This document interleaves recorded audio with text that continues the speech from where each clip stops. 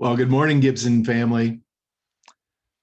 Can you tell what I have behind me? It's a little big, but I am loving the tulips downtown. Have you had a chance to drive around the city of Holland in the last few days? The tulips are truly in their prime, and it is beautiful. It's last night, Carrie and we just took a walk around Centennial Park, and we've been riding our trikes down the tulip lanes where you're right at an eye level with our recumbent trikes. And we just love seeing all the color and the beauty of the tulips this week and this time right now. I particularly love these orange ones. I love just a little variation of the color, the yellow, the pink, the orange. It's just beautiful. If you haven't been downtown, I'd highly encourage it. Highly encourage it. Take a walk down around Centennial Park on 6th Street. That was beautiful tulip garden there. Just all kinds of beauty to give praise to God. And I think about that too, how creation is giving praise, and certainly in the beauty of those colorful tulips. There is plenty of praise being raised to our God. And we want to join in, don't we? We just want to join in.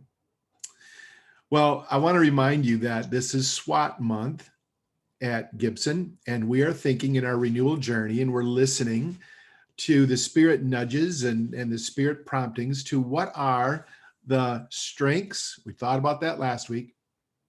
Some weaknesses, that's this week's focus.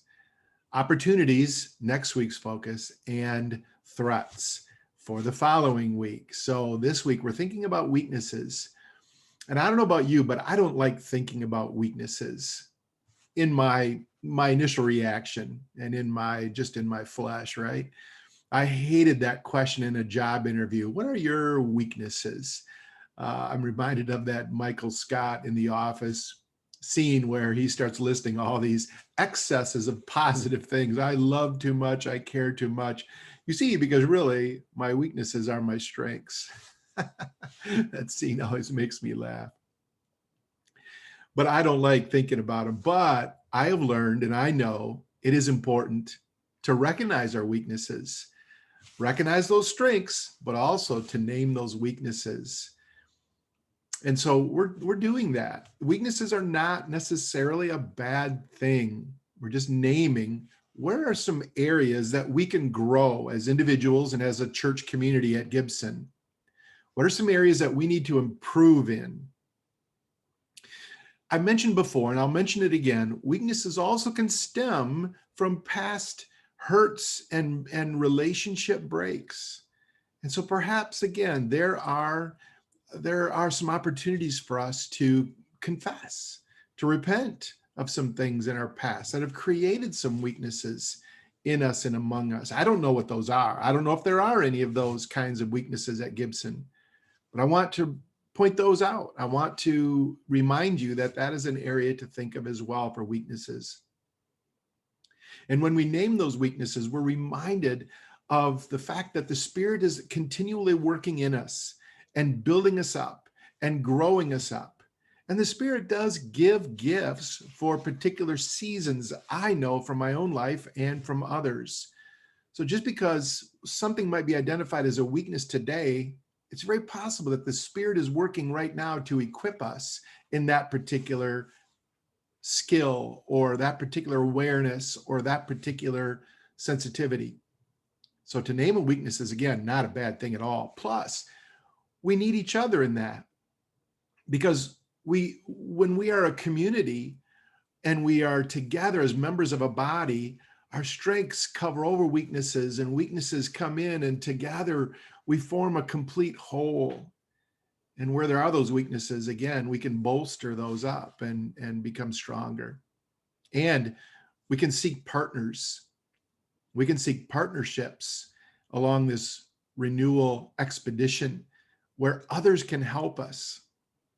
And so I think about that too, as we're planning and thinking and discerning where is the Spirit leading us to find that partner congregation, who has a strong missional focus and missional culture, missional moxie, as we've been saying. So again, weaknesses, that's our focus. Will you please be praying about that? Will you please jot some of those down as we go through the week?